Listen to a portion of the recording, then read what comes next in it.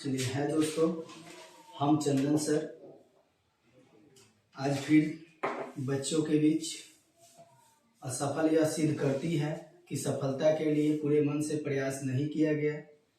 अगर कोई बच्चे अगर पूरे मन से किसी भी चीज़ों को अगर कर रहे हैं तो वो चीज़ हासिल जरूर होगा। उसी तरीके से फिर जो बच्चे मैट्रिक के बिहार बोर्ड के जो भी बच्चे हैं वो अगर एग्जाम दे रहे हैं इस बार, तो अपना जो भी समय है कीमती न गंवाते हुए अपना एकदम सेल्फ स्टडी भी करें। और मेरा वीडियो अगर अच्छा लगे तो वो अपने भी पढ़े और वो अपने मित्रों को भी लाइक करें और वो अपने मित्र के पास भी भेजें और चैनल को सब्सक्राइब भी करें। आते हैं, बच्चों के बीच हम हैं और हमारे बीच बच्चे हैं। अगर कोई भी क्वेश्चन क्लास 10th का हो, हमारे कमेंट्स में आप बोलिए। कोई चैप्टर आपको फंस रही है तो आप बोलिए। कोई अगर चैप्टर आपको दिक्कत कर रही है, चाहे कोई क्वेश्चन है, हमारे व्हाट्सएप नंबर भी हम आप इस वीडियो के लास्ट तक हम आपको दे देंगे। उस पर आप क्वेश्चन को भेज सकते हैं, आपका मैं वीडियो बना दूंगा। आते हैं, हम लोग क्रैश कोर्स लेकर के आए हैं। ये क्वेश्चन बैंक का अभी तैयारी कराई जा रही है। तो क्वेश्चन बैंक का तैयारी कराई जा रही है जिसमें हमारा वीडियो अपलोड हो चुका है। 11 का हो गया है, 12 का हो गया है और हम लोग अभी 13 का करने जाएंगे। 11-12 हो गया। यही क्वेश्चन बैंक है। नहीं हमें इससे घूस मिला है, नहीं कुछ मिला है। क्वेश्चन बैंक यानी क्वेश्चन प्रीवियस ईयर क्वेश्चन जो है उसको हम क्या करेंगे, प्रैक्टिस करवा रहे हैं बच्चों के बीच। अगर कोई चैप्टर अगर दिक्कत हो रही है तो हम बोले हैं कि इस वीडियो के अंत तक हम आपको दे के जाएंगे व्हाट्सएप नंबर। आप उस पे अपने क्वेश्चन को फोटो खींचे और हमारे व्हाट्सएप पे डाल दीजिए। हम तुरंत उस चैप्टर को वीडियो लेकर के आप लोगों के बीच आ जाएंगे। समझे? चलते हैं 2013 की तरफ। आते हैं क्वेश्चन 2013। ए मतलब एनिमल है। चलिए, इसका पहला क्वेश्चन हम लोग देख रहे हैं।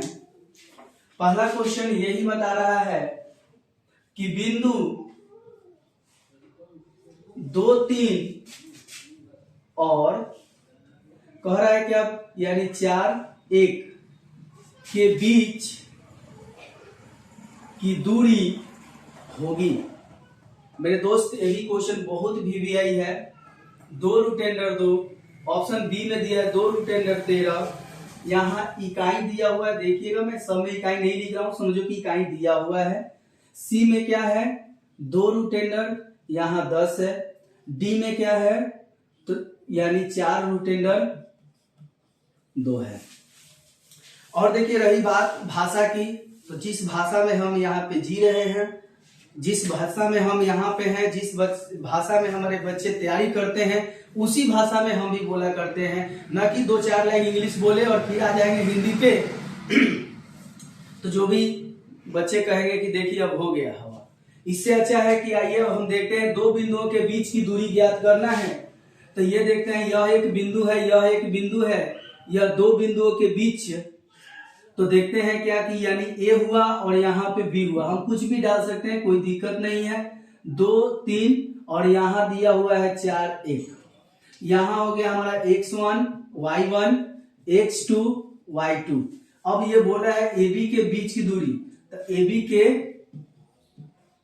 बीच की दूरी, ध्यान रहे ये पहली बार क्वेश्चन आ रही है इसमें, इसीलिए हम आपको डिटेल्स बता दे रहे हैं। अब जब भी आएगी हम आपको यहाँ क्वेश्चन बैंक का ये डाल देंगे, पेज वगैरह डाल देंगे कि हाँ यहाँ बताया गया है।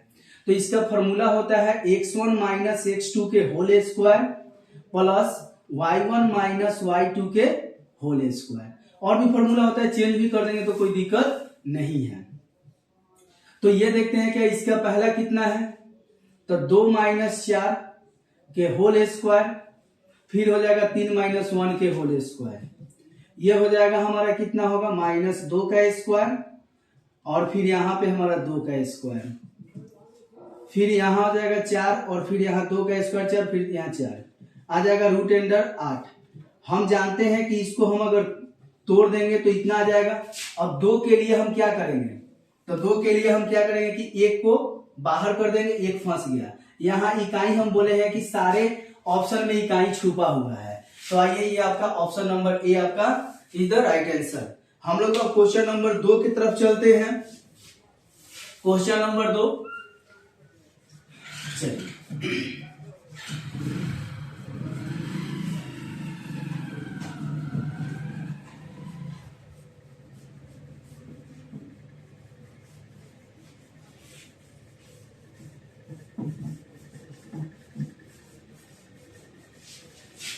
चलिए क्वेश्चन नंबर 2 कह रहा है, ध्यान दीजिए यहाँ पे कहता है क्या कि किसी बिंदु की y अक्ष से दूरी उस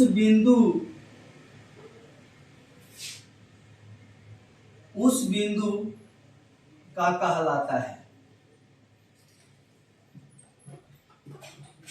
आइए कहलाता है, ऑप्शन नंबर ए में दिया है y निर्देशांक, बी में दिया है x निर्देशांक, ऑप्शन सी में दिया है कोटि, ऑप्शन डी में दिया है y अक्ष। आइए अब हम यहां पे देखते हैं, कहता है क्या, किसी बिंदु की y अक्ष से किसी दूरी उस बिंदु का कहलाता है।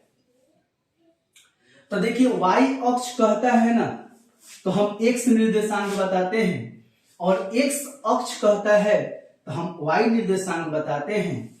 इस प्रकार से आप पढ़े होंगे, 4 भाग है, प्रथम द्वितीय तृतीय चतुर्थ, ये ऑब्जेक्टिव है। हम अगर डिटेल्स बताए तो फिर वीडियो ज्यादा लंबा हो जाएगा, इसलिए हम लोग ये बता रहे हैं। देखिए कोटि तो होगा नहीं, चूंकि कोटि हम जैसे मान लेते हैं कोऑर्डिनेट है, यहाँ 4 है और यहाँ का कोऑर्डिनेट 3 है, तो इसका जब हम निर्देशांक निकालते हैं, चाहे नियामक निकालते हैं, तो हम पहले x अक्ष की दिशा को देखते हैं, तब y अक्ष की दिशा को देखते हैं। तो ये 4 हो गया, पहला को बोलते हैं भुज और दूसरा को बोलते हैं कोटि।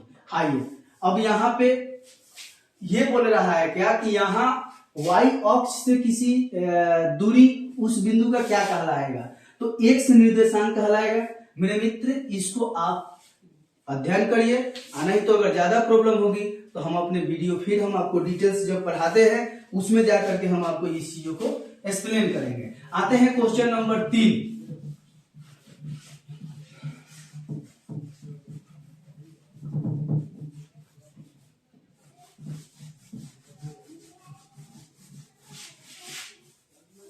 क्वेश्चन नंबर 3 बहुत आसान है और बहुत इंपॉर्टेंट भी है। क्वेश्चन नंबर 3 बोल रखा है कि दो समरूप त्रिभुज की भुजाएं 4:9 के अनुपात में है। इन त्रिभुजों के क्षेत्रफल का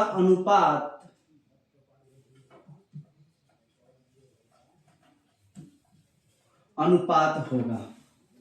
आइए ऑप्शन नंबर ए में दिया है 2:3, ऑप्शन नंबर बी में दिया है 4:9, ऑप्शन नंबर सी में दिया है 16:81, डी में दिया है 81:16।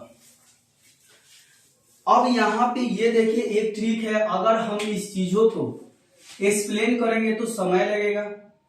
दो त्रिभुज क्या है, दो समरूप त्रिभुजों की भुजा दिया हुआ है, तब भुजा दिया हुआ है, क्षेत्रफल जाना है, कहा जाना है, क्षेत्रफल में। तो कुछ मत करो, इसको स्क्वायर कर दो। लो 4:9 दिया है, तो ये भुजा में है, यानी भुजाएं हैं। हमसे मांगा है क्या चीज का, बोला है क्षेत्रफल बताओ, तो क्षेत्रफल स्क्वायर होता है। तो तुम इसका स्क्वायर लो, यहाँ पे 16 हो जाएगा, इसका स्क्वायर करेंगे तो 81 हो जाएगा। ऑप्शन नंबर आपका सी इज द राइट आंसर। अगर क्षेत्रफल देता और भुजा पूछता तो हम रूट एंटर चढ़ा करके कहानी इसका बताया करते हैं। तो यहाँ पे तो हम डिटेल्स बता नहीं सकते, ऑब्जेक्टिव तो ऑब्जेक्टिव। आते हैं हम आपको सारी सुविधाएं दे रहे हैं। प्रॉब्लम है आप हमारे व्हाट्सएप पे क्वेश्चन को क्लिक करिए और भेजिए, कोई दिक्कत नहीं है, हम उसकी तुरंत वीडियो लेकर के उस चैप्टर का चले आएंगे। आइए क्वेश्चन नंबर 3 के बाद क्वेश्चन नंबर 4। इतना लवली क्वेश्चन है कि कोई जवाब नहीं है। 2 है 1, बताइए परिमेय है कि अपरिमेय है? इसका ऑप्शन भी हम नहीं लिखेंगे। इसका ऑप्शन √2 है तो यही होगा अपरिमेय। अपरिमेय अगर आपने क्वेश्चन बैंक साथ में रखेंगे तो वहां पे ऑप्शन नंबर बी पर दिखाई देगा, आप इसको क्लिक कर लीजिए।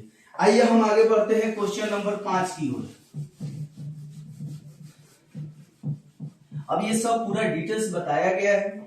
एक परिमेय हो, एक अपरिमेय हो, उसके बीच जोड़ घटाव गुना भाग कुछ भी चिन्ह आता हो तो अपरिमेय कहलाता है। √3, √5, √7, √11 ये सब हमारा अपरिमेय संख्या है। हाँ ध्यान रहे, अगर कोई बोलता है कि √4 कैसी संख्या है तो 4 को हम बाहर निकाल सकते हैं, यानी हम इसको जब सॉल्व करेंगे तो हमारा 1 2 आ जाएगा, यानी 1 आ जाएगा, ये p/q के रूप में हो गया, तो इसको हम परिमेय कहेंगे। लेकिन यहाँ वह प्रश्न नहीं था, जो था उतना लाइक में यहाँ पे आपको बता देंगे। आगे हम बढ़ते हैं अगले क्वेश्चन की तरफ। क्वेश्चन नंबर 5 दिया है, देखिए बोला है कि 2 परिमेय संख्याओं के बीच अधिकतम कितनी परिमेय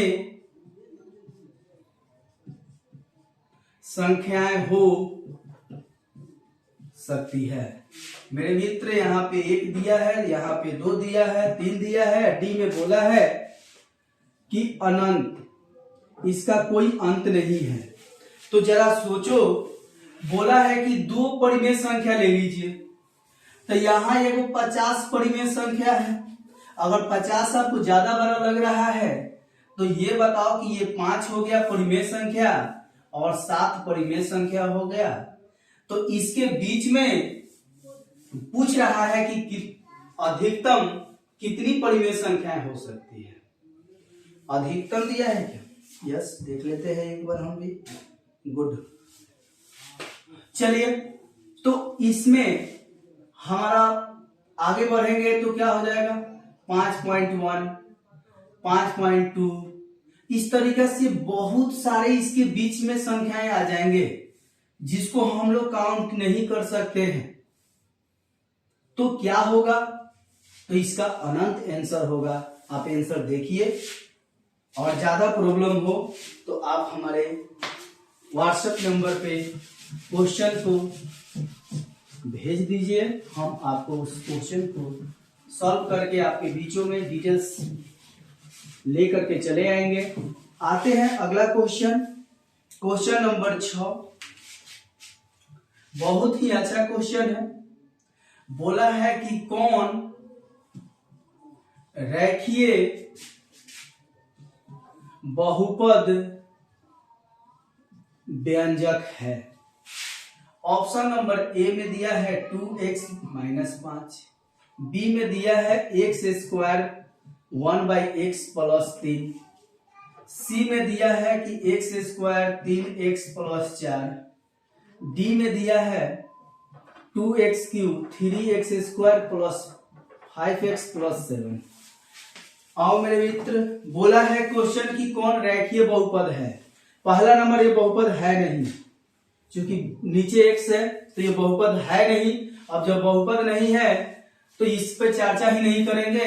और रेखीय कहता है, रेखीय बहुपद या एक घातीय बहुपद या बिना घात वाला बहुपद इसके पहले वाले वीडियो में पढ़ाया गया है। तो ये देखते हैं क्या, उस बहुपद को कहते हैं जिस बहुपद का घात 1 हो उसे रेखीय बहुपद कहा जाता है। तो देखिए इसका ही घात 1 है। जब मंजिल हमारा ए नंबर पे है तो हम और जगह क्यों भटके। आगे बढ़े, नेक्स्ट क्वेश्चन नंबर 7 की तरफ आते हैं। क्वेश्चन नंबर 7 है अर्ध गोले के संपूर्ण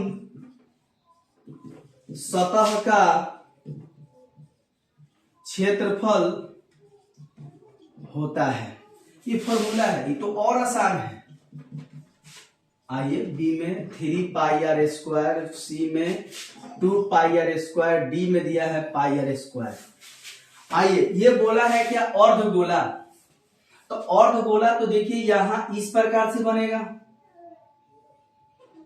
तो अर्धगोला का वक्र होता है क्या चीज, ये पहले बताइए। अर्धगोला का संपूर्ण गोला है, तो संपूर्ण के लिए हम यानी पूरा ये तो निकालेंगे ही, तो ये हमारा हो जाएगा कितना 2 पाई आर स्क्वायर।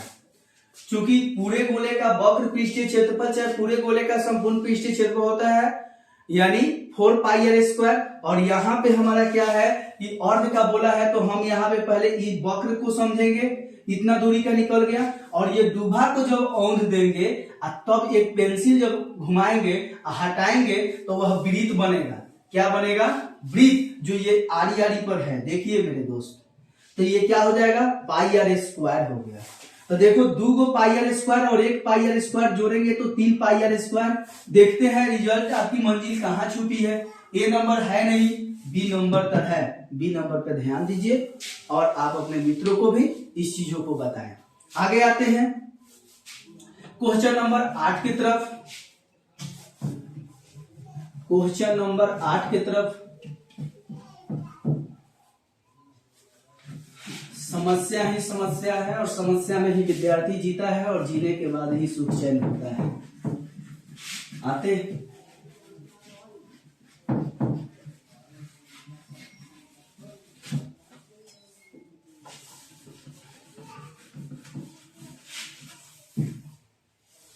क्वेश्चन नंबर 7 के बाद 8 आ गया। बहुत आसान क्वेश्चन है। 44 मीटर परिधि वाले वृत्त की त्रिज्या होगी। ऑप्शन नंबर ए पे दिया है 14 मीटर, ऑप्शन नंबर बी पे दिया है 7 मीटर, सी पे दिया है 5 मीटर, डी पे दिया है 44 मीटर।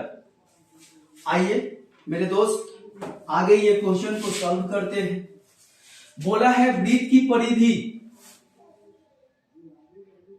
तो वृत्त की परिधि ऑलरेडी दिया हुआ है, तो ये तो 44 दे, चाहे 56 दे, चाहे 50 दे, चाहे कुछ भी दे। डाटा परीक्षा में चेंज कर दे तो वैसा विद्यार्थी होना चाहिए कि उसको रगड़ के रख दे, एकदम मैथ को ना 1 2 4 कर दे। आते हैं ये वृत्त की परिधि, तो ये देखते हैं कि ये हमारा एक सर्किल है, ये केंद्र है। तो केंद्र से ना जब इस पर आप रनिंग करते हैं और जब एक चक्कर लगाते हैं वही हमारा परिधि कहलाता है। तो ये इसका फॉर्मूला क्या होता है, तो लो ये वृत्त की परिधि हो गया 44 मीटर दिया हुआ है, तो ये होता है 2 पाई आर। आई में क्या मांगा है, वृत्त की त्रिज्या, तो है ये ना त्रिज्या है। तो जब ये त्रिज्या है तो आसानी से आर निकालिए, 44 हो गया, ये 22/7 गुना आर बराबर 44 हुआ। तो ये 7 नीचे है तो ऊपर, जो ऊपर है सो नीचे, तो आर बराबर हो जाएगा 44 गुना 7 और 2 गुना में 22। तो ये देखते हैं 22 से काटेंगे तो 2 बार में ये कट जाएगा, तो आर का वैल्यू क्या आ गया 7 मीटर है, तो मीटर दीजिए, घबराने की कोई बात नहीं है। ऑप्शन नंबर बी तर आपका सही आंसर है, बी। आगे बढ़ते हैं हम लोग अगले क्वेश्चन की तरफ।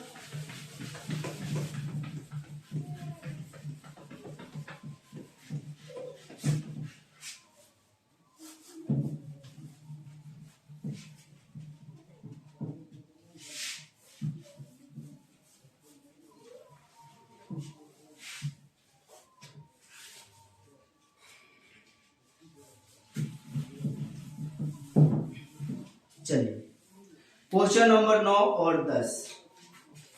आपको यह बोला है कि किसी द्विघात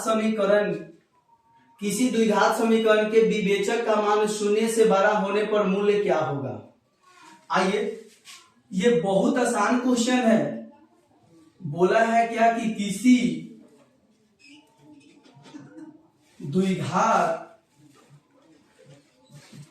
समीकरण के विवेचक का मान 0 से 12 होने पर दोनों मूल्य होंगे। तो डायरेक्ट इसका ऑप्शन थोड़ा बड़ा बड़ा है, हम ऑप्शन नहीं लिखेंगे, आंसर दे देंगे और आपको ऑप्शन बता देंगे क्या नंबर पे है। सोचने की बात नहीं है। आइए किसी द्विघात समीकरण की, तो द्विघात समीकरण आप लोग समझते हैं ना, जिस समीकरण का दो घात हो उसे द्विघात समीकरण कहते हैं। इसका व्यापक रूप a x square plus B x plus C बराबर 0, जहां a नॉट इक्वल टू 0। आते हैं विवेचक का दूसरा नाम विविधकर्ण भी होता है, डिस्क्रिमिनेंट भी होता है और डी भी होता है। तो डी का वैल्यू बोला है, डी का मान 0 से बड़ा है, डी का मान 0 से बड़ा है। इसके मतलब हुआ कि ये हमारा d का मान 0 से बड़ा है, तो इससे बड़ा हम 1 लिखेंगे या 2 लिखेंगे या 50 लिखेंगे या मतलब 500 लिखेंगे, कुछ भी लिखेंगे। ये बोला है कि इससे 12 लेना है बॉस, यानी d का मान 0 से 12, तो 0 से 12 1 2 3 या कुछ भी इससे बड़ा हो सकता है। तो अब आइए, तो जो 12 होगा तो अब हम क्या करेंगे,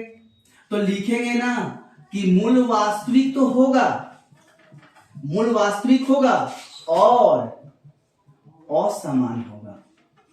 आपको दिक्कत होगी, आपको मैं उपाय भी बता देता हूं, उस उपाय पे आइए, कोई दिक्कत नहीं है। इसका ऑप्शन नंबर ए दिया हुआ है, वास्तविक और भिन्न, असमान को भिन्न भी कहा जाएगा। कोई दिक्कत नहीं है, भिन्न माने अलग, असमान मतलब वो भी अलग अलग। आते हैं अगले क्वेश्चन की तरफ। अगला भी क्वेश्चन बहुत आसान है।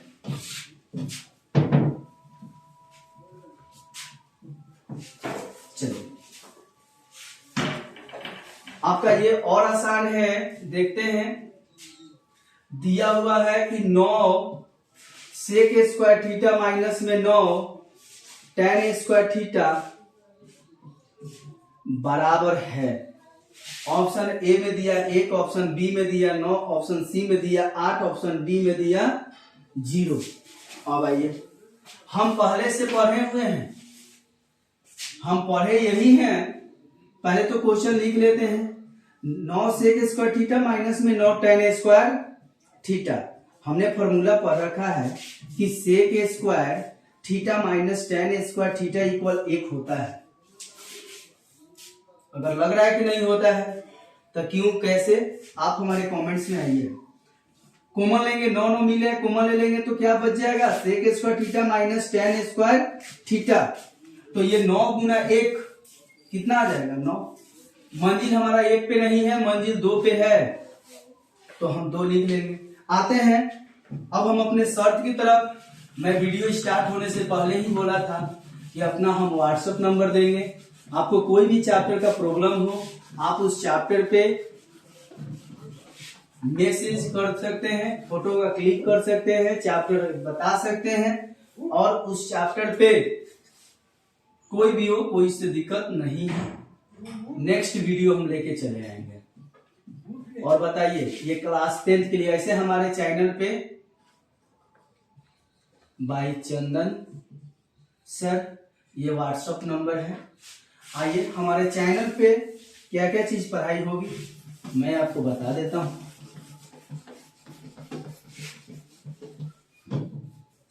सबसे तो पहले क्लास 9th के चलेंगे, 10th चलेंगे, 11th 12th, और कोई भी और कंपटीशन जो भी है ना, आपको मैथ से डर लगती है, रेलवे हो, एसएससी हो, बिहार पुलिस हो, या चाहे एयरफोर्स हो, नेवी हो, आप हम एक से एक लिख देंगे।